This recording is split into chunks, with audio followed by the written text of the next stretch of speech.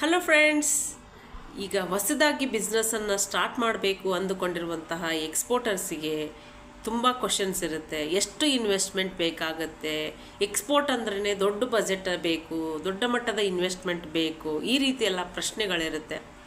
ನೀವು ಸಣ್ಣ ಬಜೆಟಲ್ಲೂ ಕೂಡ ಎಕ್ಸ್ಪೋರ್ಟ್ ಮಾಡಲು ಸಾಧ್ಯ.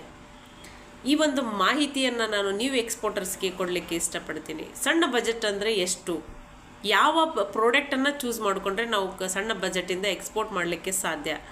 ನೀವು ಹ್ಯಾಂಡಿಕ್ರಾಫ್ಟ್, ಕಾಸ್ಮೆಟಿಕ್ಸ್ ಈ ರೀತಿ ಪ್ರಾಡಕ್ಟನ್ನು ಸೆಲೆಕ್ಟ್ ಮಾಡಿಕೊಂಡ್ರೆ ನಮ್ಮ ದೇಶದಲ್ಲಿ ವೆರೈಟೀಸ್ ಆಫ್ ಹ್ಯಾಂಡಿಕ್ರಾಫ್ಟನ್ನು ತಯಾರು ಮಾಡ್ತಾರೆ. ಅದಕ್ಕೆ ತುಂಬ ಇಂಟರ್ನ್ಯಾಷನಲ್ ಮಾರ್ಕೆಟಲ್ಲಿ ತುಂಬ ಬೇಡಿಕೆ ಇದೆ.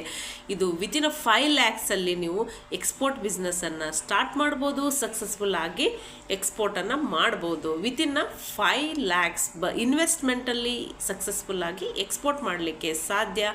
ಇದೇ ರೀತಿ ನಿಮಗೆ ಹೊಸ ಮಾಹಿತಿ ಬೇಕೇ ಹಾಗಿದ್ರೆ ನನ್ನ ಚಾನಲನ್ನು ಲೈಕ್ ಮಾಡಿ, ಶೇರ್ ಮಾಡಿ, ಸಬ್ಸ್ಕ್ರೈಬ್ ಮಾಡಿ.